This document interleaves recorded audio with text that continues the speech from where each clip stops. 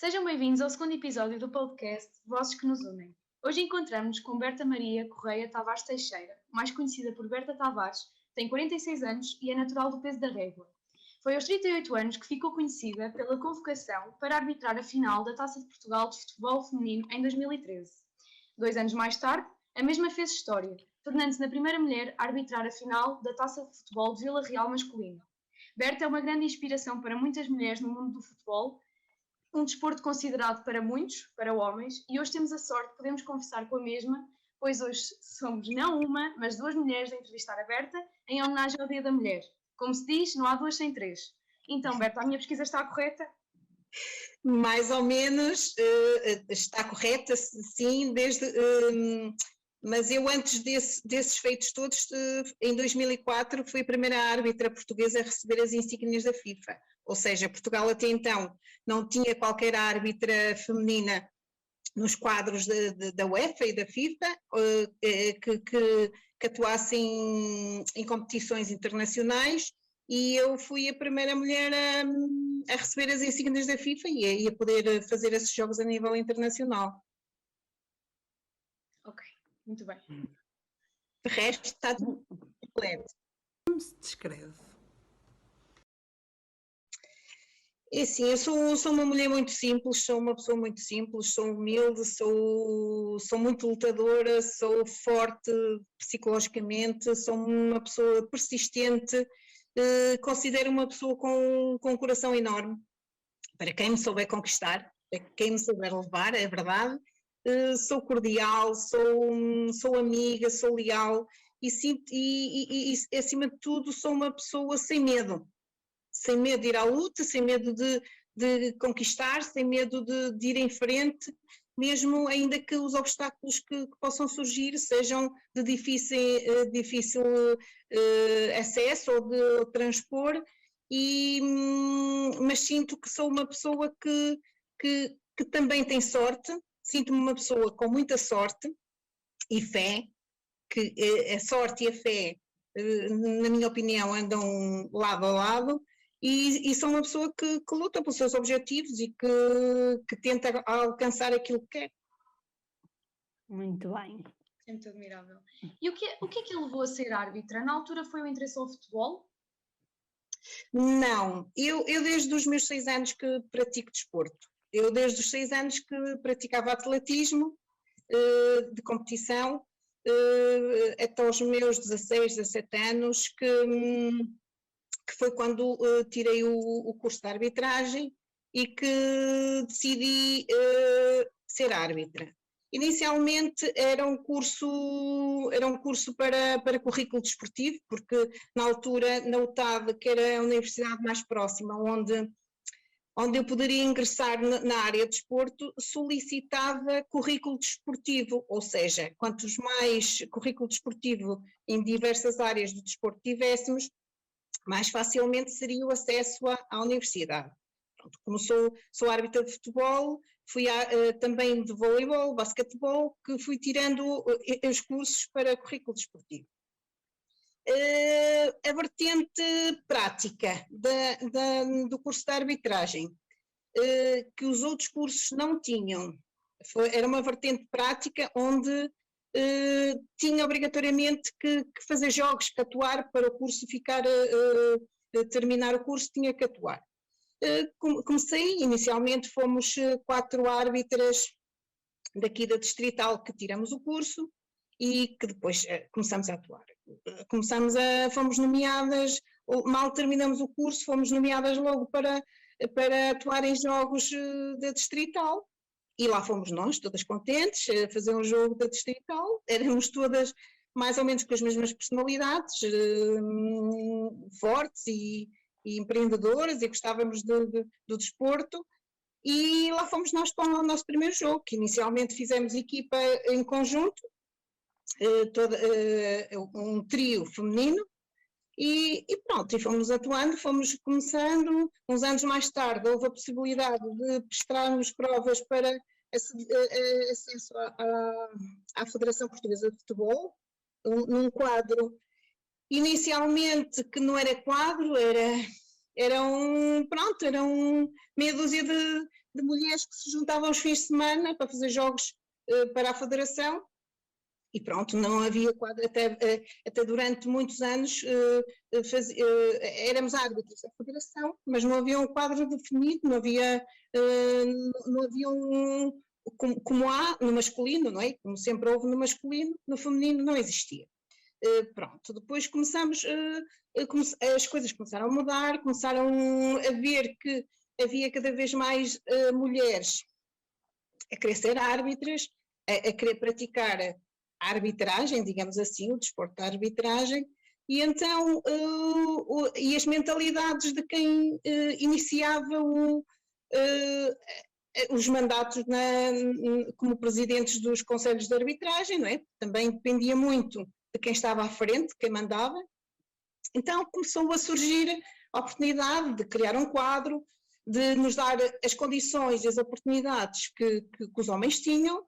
Começamos por baixo, começamos por pequenas coisas, pequenas conquistas, até que, pronto, começamos a ter mais disponibilidade quer dos centros de treino, quer de equipamentos, ao acesso que até então os homens sempre tiveram, e nós tivemos a partir de uma determinada altura, não é? Obviamente com as conquistas e com as nossas prestações em jogos que íamos ter.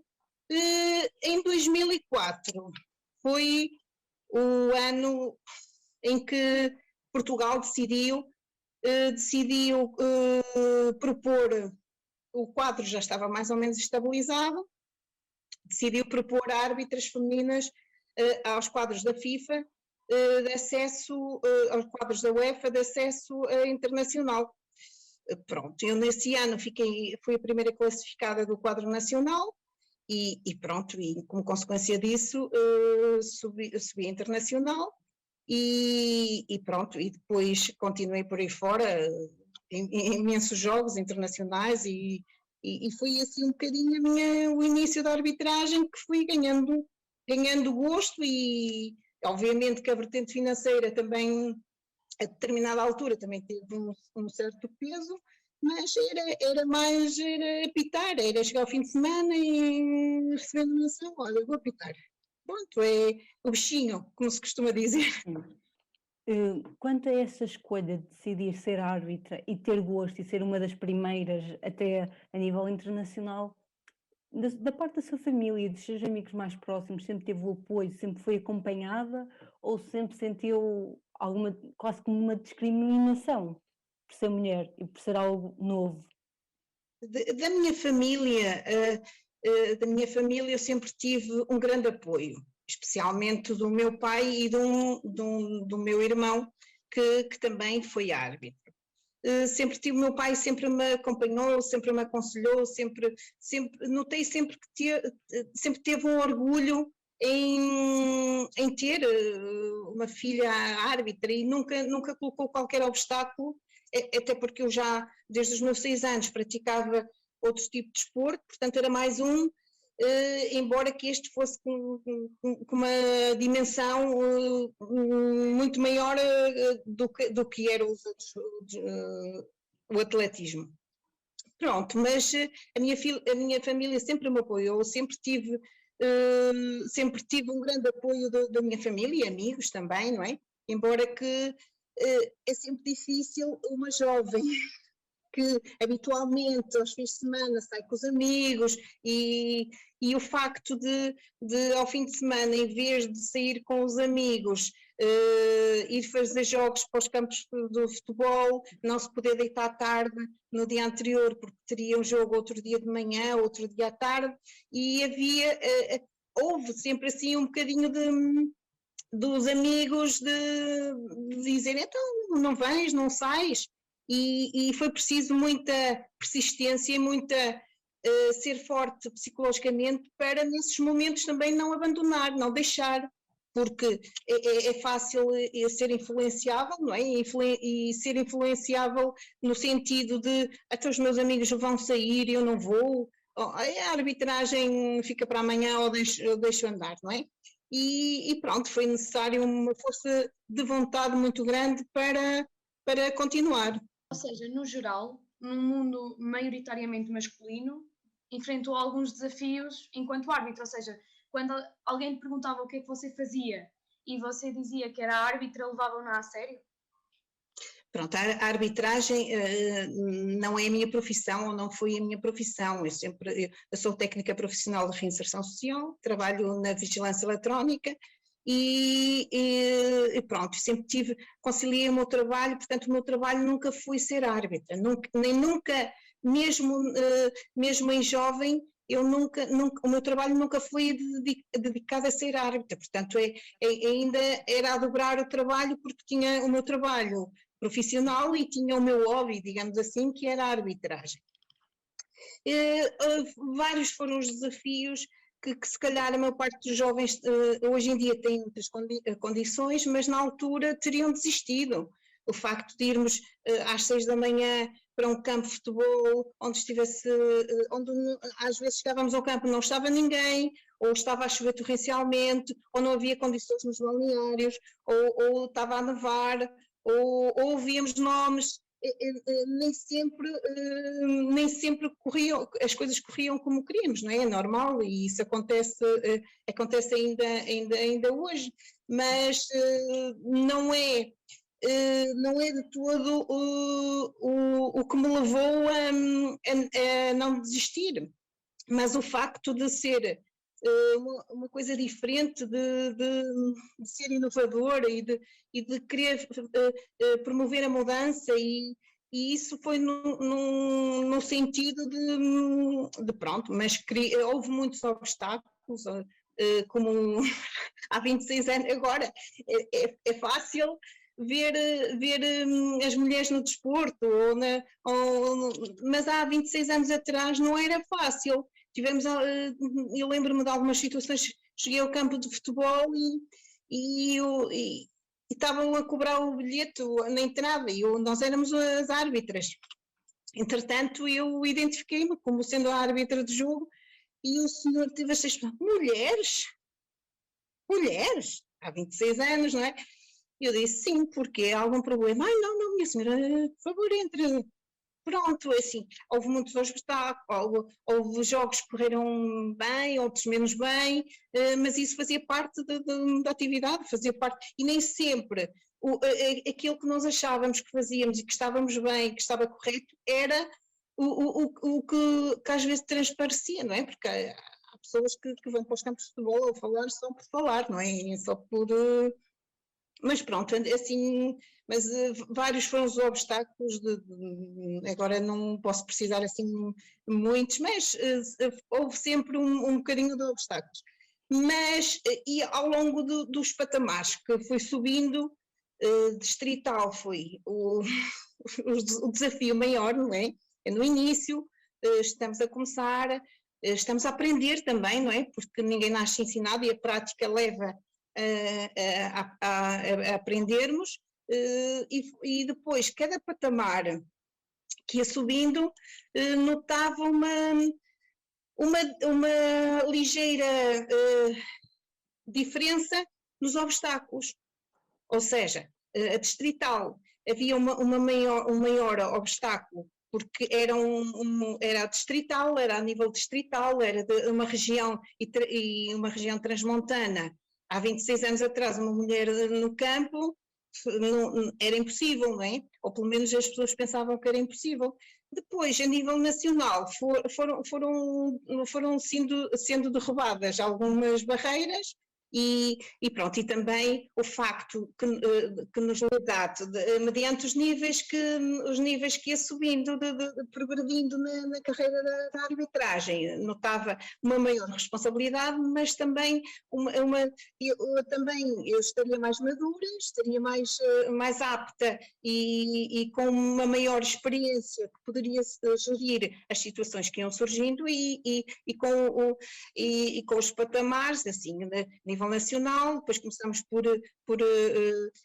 eram os testes escritos e físicos anuais que tínhamos, eram os cursos anuais que tínhamos e que há e cada vez mais, e a nível nacional A nível internacional, quando subi internacional, a responsabilidade, não é que até então não houvesse a responsabilidade, mas a responsabilidade triplicou porque era um outro patamar, estava a representar Portugal, onde representei mais de 30 países Portugal, onde tinha que organizar as reuniões com os clubes, porque aquilo era de um grande profissionalismo, que eu entrava no avião até que regressava do avião, aquilo era muito, muito profissional, digamos assim, onde eu tinha que fazer a reunião em inglês com os clubes, com a polícia, com os intervenientes no jogo, em inglês, e pronto, e eu até então sabia inglês, mas ao ponto de estar, eu era um bocadinho tímida, ainda sou agora, estar a falar em português para uma plateia ainda se tornou mais difícil em inglês, não é? Normal. E mais difícil, pronto, tive que aperfeiçoar o meu inglês, aperfeiçoar o facto de não ter vergonha de falar para o público, porque tinha necessidade, sempre que tinha um jogo tinha necessidade de falar inglês e fazer reunião, por isso foi um obstáculo que foi ultrapassando, e como esses outros obstáculos que foram ultrapassando e conseguindo levar a água ao moinho. Tinha um objetivo e conseguiu concluí-lo com muito esforço. Claro que sim. Tem que se trabalhar, sem trabalho não há nada. Sem trabalho não, embora que pronto, que às vezes o trabalho por si só não é suficiente para que consigamos. Mas eu também sempre tive o querer muito, e eu não sei se é Deus que me ajuda, mas eu quando quero muito uma coisa, eu consigo, e pronto, e não sei, a fé também me ajuda, e o trabalho, obviamente, não é? Mas sempre tive muita fé e que me ajudou durante o percurso todo. Dê um exemplo em que acabou por ser discriminada por ser mulher, por ser árbitra. Sentiu ao longo da sua carreira que isso aconteceu várias vezes, que foi desvalorizada por ser mulher e discriminada? Eu tenho uma personalidade que não me deixo abater facilmente por nada.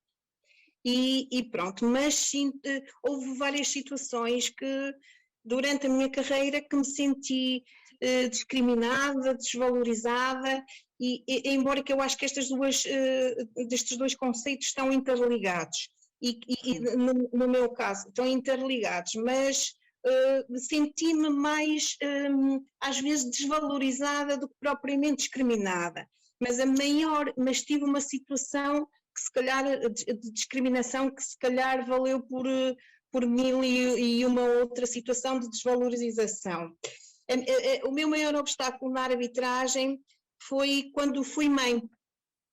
Em 2009 decidi ser mãe. O regulamento não estava concebido para ter mulheres nos quadros. O regulamento, quando foi criado o quadro feminino, não foi alterado, portanto, o regulamento dizia que quem estivesse doente mais que de um determinado tempo, descia de divisão, ou seja, não fazia as provas físicas, não fazia os testes escritos, descia de divisão. Pronto, no meu caso eu não descia de divisão, perdia as insígnias. Sim. Por ser mãe, porque estive doente, não foi por ser mãe, foi porque estive doente. Consideraram uma gravidez uma doença. Uma doença, o que não Isso, para mim, foi a maior discriminação que existiu. E eu lutei muito, ameacei, cheguei a ameaçar de fazer queixa às entidades competentes que poderiam gerir essa situação. Ameacei e pronto, e consegui que numa reunião que decidissem não me retirar as insígnias, ou seja, mais uma batalha, mais uma luta, e que se calhar também não sozinha, com a ajuda dos outros elementos do Conselho de Arbitragem que também votaram a favor da não retirada das insígnias e que consegui manter as insígnias, mas para mim na arbitragem esse foi o ponto de maior discriminação da parte de quem eu não estava à espera, que era do Conselho de Arbitragem, que devia proteger das leis, dos regulamentos, que deviam proteger as mulheres, que deviam proteger a gravidez, neste caso, a licença de maternidade. Mas pronto, mas os outros, a nível desvalorizada, claro, obviamente houve situações, não é, que saía do campo dos jogos a sentir-me que fiz um excelente trabalho e às vezes eu sempre fui muito autocrítica. Eu saía dos jogos e nunca achava que estava bem. Por melhor que corresse o jogo, houve sempre algum ponto que deveria estar melhor e que poderia estar melhor e pronto. E às vezes saía dos jogos e assim, estive bem, faltou isto, aquilo. Mas depois, às vezes as observações, não é? Tínhamos os observadores que davam nota, às vezes a nota não coincidia com o que eu sentia que efetuei do trabalho. Pronto, foi apenas nessas situações que me senti um bocadinho desvalorizada, mas de resto são coisas naturais que foram passando, não é? Agora, mas de resto nunca senti assim mais discriminação nem desvalorização. Mas você acredita que essa desvalorização de nota, ou seja, como não correspondia ao trabalho que você achava que tinha feito? Não foi, não por ser mulher, até porque os observadores viam todas mulheres. Isto era porque, ao não entender deles, aqui há muitas outras coisas por trás desta toda a situação, que também não interessa nem é agora para aqui, mas havia outras situações por trás que pronto, porque alguns desses observadores também tinham árbitros nas suas associações, não é? E pronto, há aqui que equilibrar, e não, pronto, mas isso mas não sinto que fosse por ser mulher, embora que sei que inicialmente os observadores que iam ver as mulheres, quando tiveram que observar as mulheres, não gostavam muito, sentiam que não, pronto, vou ver mulheres, havia assim um bocadinho de discriminação. Mas pronto, eram obrigados a ir, não é? A fazer o seu trabalho e lá iam, mas de resto não sinto assim não me senti assim mais desvalorizada ou discriminada.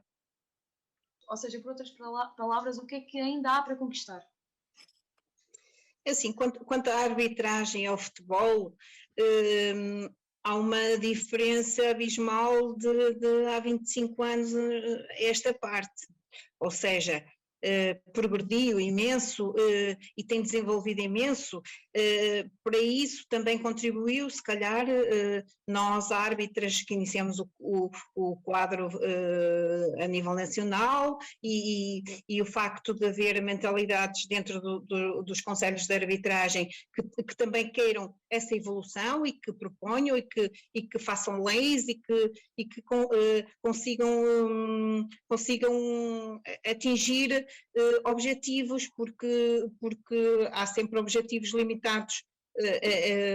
pelo Conselho de Arbitragem na Federação e eu vejo uma grande diferença, por exemplo, há 10 anos até hoje, do futebol feminino, da arbitragem feminina.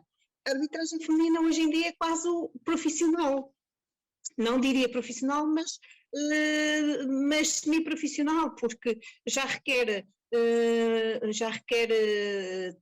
muito treino físico, despender muito tempo para a arbitragem, despender muito tempo para a performance, para estar bem em todos os jogos. Hoje em dia a Liga Feminina que tem os jogos emitidos televisivamente, há três, há a Liga BPI, há a segunda divisão, há a primeira divisão, há muitas camadas jovens, há muitos campeonatos que não existiam há 10 anos atrás.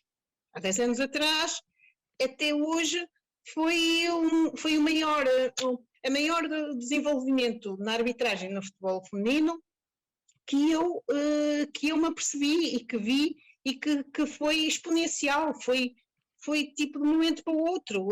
Há mais, pronto, também começaram a exigir das árbitras, se queríamos igualdade, exigir igualdade no trabalho, na dedicação, desenvolver trabalhos de equipa, reuniões, scoutings das equipas, ao ponto de atualmente a arbitragem feminina estar muito, muito evoluída e em consequência disso também o futebol feminino desenvolveu muito e está num nível internacional também muito bom.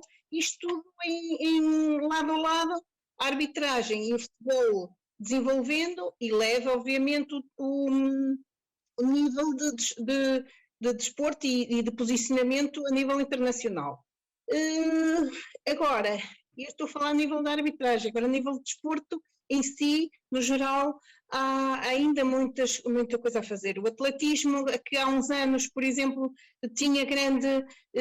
era um grande destaque em Portugal, vejo um bocadinho murcho, eu acho que tem que haver aqui, promover cursos, promover competições, para que se consiga desenvolver ainda mais o desporto em Portugal. E agora, enquanto mulher, o que é que sente que falta na sociedade para as mulheres serem mais valorizadas, para as mulheres chegarem mais à igualdade? É assim, eu vejo uma sociedade com algumas mudanças, vejo mais mulheres na política, vejo mais mulheres em cargos de chefia, vejo mais mulheres irem à Lua, na NASA, trabalharem na NASA, competência, inteligência não lhes falta. Pronto, é preciso haver desenvolvimento a nível das leis e a nível e a própria sociedade, as mentalidades da própria sociedade, para que possamos, e nós também, mulheres, não é? Fazer frente a situações e conquistar o nosso lugar. Pronto, porque não é por sermos mulheres que temos que chegar a um patamar, determinado lugar, mas sim pela nossa competência, porque temos competência suficiente para lá chegar. E eu acho que a nossa sociedade ainda tem muito que trabalhar, muito que batalhar, mas a sociedade em geral, o mundo em geral, há mentalidades também culturais, não é? Há mentalidades, infelizmente, que há muitos países que culturalmente ainda têm tradições nem vou falar aqui, mas tradições repugnantes e que levam a que e depois também o resto da sociedade, o mundo, não faz nada para ajudar essas sociedades a mudar ou também promover para a mudança, também tem que partir da própria pessoa, da própria cultura, havendo um conjunto de situações que possam ser desenvolvidas para promover a mudança e todos os intervenientes estarem de acordo, eu acho que só aí é que poderíamos mudar de vez, gradualmente, as mentalidades e pronto, e a sociedade em si. Esperemos que sim, não é? Pois, esperemos que sim. Obrigada, Berta, muito obrigada por toda a sua partilha e por continuar a inspirar milhares de mulheres que envergam por caminhos considerados ainda masculinos. Último obrigada por ser uma mulher de garra e por nunca ter desistido dos seus sonhos. A todas as mulheres, um feliz dia da mulher, que nunca desistam de si.